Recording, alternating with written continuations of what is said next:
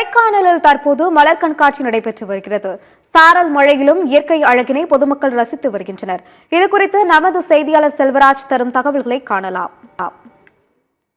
கொடைக்கானலில் 62வது மலர் கண்காட்சி நேற்று தொடங்கிய நிலையில் கொடைக்கானல் சுற்றுலா பயணிகளை வரவேற்கும் விதமாக பிரயன் பூங்காவில் பல வகை வண்ணங்களை கொண்டு திண்டுக்கல் பூட்டு மற்றும் கொடைக்கானல் பிரசித்தி பெற்ற வெள்ளைப்பூடு போன்ற உருவங்களை வைத்திருந்தார்கள். அதை அனைத்தையும் சுற்றுலா பயணிகள் கண்டு ரசித்தாங்க. தங்கள் குடும்பத்தினருடன் புகைப்படம் எடுத்து மகிழ்ந்து வந்த நிலையில் தற்போது 2வது நாள் வார விடுமுறையினால் கொடைக்கானல் உள்ளூர் மக்கள் மற்றும் சுற்றுலா பயணிகள் அதிகம் குவிந்து உள்ள நிலையில் காணப்படுகிறது. தமிழகத்தில் பல பகுதியில் கனமழை அறிவித்த போதிலும் கொடைக்கானலில் காலையிலிருந்து மிதமான சாரல் மட்டுமே பெய்து வருகிறது.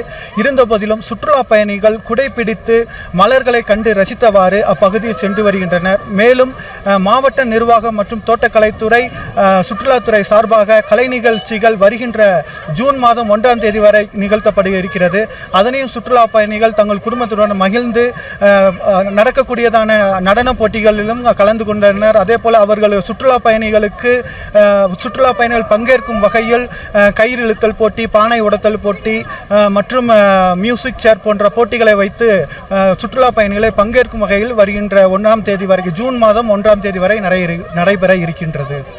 சத்தியம் செய்திகளுக்காக கொடைக்கானல் செய்தியாளர் செல்வராஜ்.